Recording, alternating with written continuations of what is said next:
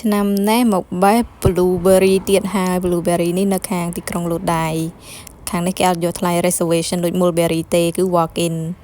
ហើយនេះគឺសុំសរសើរអ្នកបេះប្រកែបបេះមែនហើយអានេះដល់ផ្លែវាខ្មៅកលោងអញ្ចឹងណាបិណ្ឌផ្អែមឆ្ងាញ់ហ្មងបើសិនណាជាយើងបេះទៅដូចធ្វើយើងពិបាកក្នុងការបលេះវាមានន័យថាវានៅជូរវាមិនទាន់ទុំញុះបើសិនណាជាមួយណាបេះទៅរៀងអាលេះស្រួលបេះអាហ្នឹងគឺទុំញុះហើយក៏ប៉ុន្តែ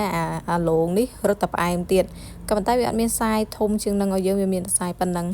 តែមិនអីទេយើងអាចបេះអាផ្សេងទៀតបានទៅឲ្យទៅវាទុំញុះនេះមើលនេះឡើងអូយផ្លែឡើងក្តៀនហ្មងណាសុំតសើចំការគេបកែថែមែនដាំនៅផ្ទះពីដើមដែរក៏ប៉ុន្តែយើងអត់មានខាងដីធ្វើឲ្យដីយើងមានជាតិអាស៊ីតទៅពួកឯដើមហ្នឹងវាត្រូវការដីដែលមានជាតិអាស៊ីតណាទៅធ្វើឲ្យផ្លែវាធំល្អអញ្ចឹងទៅចំការគេមានជាតិអាស៊ីតហ្នឹងដីគេដាក់ជាតិអាស៊ីតណាអញ្ចឹងទៅបានធ្វើឲ្យផ្លែធំហើយនេះគេបើកឲ្យយើងចូលមកបេះមានន័យថាគេក៏ចំណេញថ្លៃជួលកម្មករមកបេះអញ្ចឹងណាគាត់ថាអ្វីមួយដែលយើងអ្នកចំការខ្លាចបារម្ភគឺអ្នកបេះហ្នឹងគាត់បេះបំផ្លាញណាខ្លាចតែប៉ុណ្្នឹងមួយក៏ប៉ុន្តែគាត់ថាបើកជា U-Pick អញ្ចេះគឺយើងអ្នកបេះហ្នឹងមានឱកាសក្នុងការរើសយកផ្លែធំផ្លែណាដែលយើងចង់បេះដល់ចិត្តយើងអញ្ចឹងណាក៏ប៉ុន្តែយើងទៅបេះខ្លួនឯងហើយនៅតែពៀនចំជូរដដែលហ្នឹងគាត់ថាយើងវាអាចមានផ្អែមភាគច្រើនយ៉ាងដែលយើងអាចរើសបានណាតែនៅតែផ្លាត់បេះចំជូរអញ្ចឹងណាហើយនេះទស្សនវិជ្ជាចំការគេគឺធំមែនតែនគឺធំឡើងដាច់កតុយភ្នែកទៅបើកឡានមិនផុតហើយនេះខ្ញុំបេះតាពីដើមឯងបានឡើងកន្លះធុងបានហើយមិនចាំដើរណាឆ្ងាយនៅចិត្តពួកអីឆ្នាំនេះទៅគ្រាន់តែគេបើកចាប់ដើមប្រកាសក្នុង Facebook ភ្លាមបាច់ថាគេបើកថ្ងៃនេះហើយគឺទៅ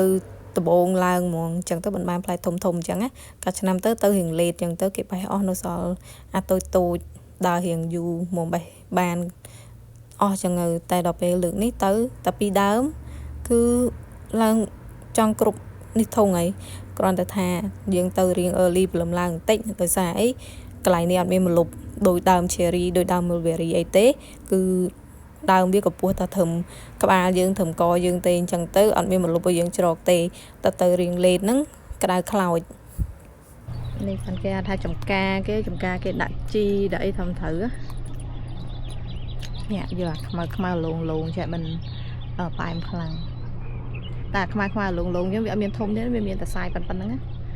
ក៏ប៉ុន្តែបើវាផ្អែមខ្លាំងវាមានតែអី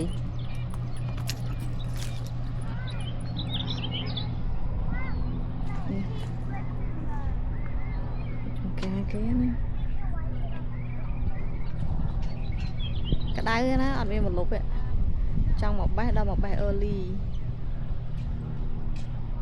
មិនអត់សូវក្តៅទេហើយនេះ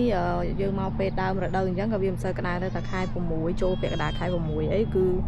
អូយមកនឹងអីខ្លោចពាក់អាវដៃវែងខោជើងវែងមកនេះចំការគេនៅទីក្រុងលូដៃឈ្មោះថា Loka Blue Farm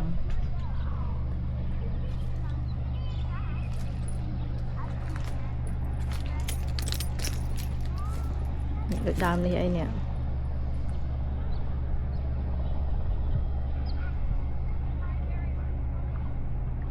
ឡូវនេះ Daddy ហើយដាយ៉ាគេងក្នុងឡានអញ្ចឹងទៅចុះតែម៉ាមីឯងនេះ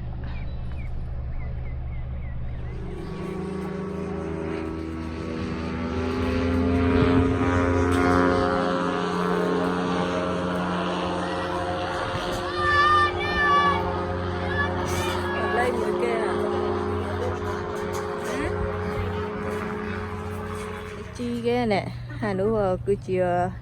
គេថា sulfuric acid ពួកអីអាដើមនេះត្រូវការជាតិអាស៊ីតណា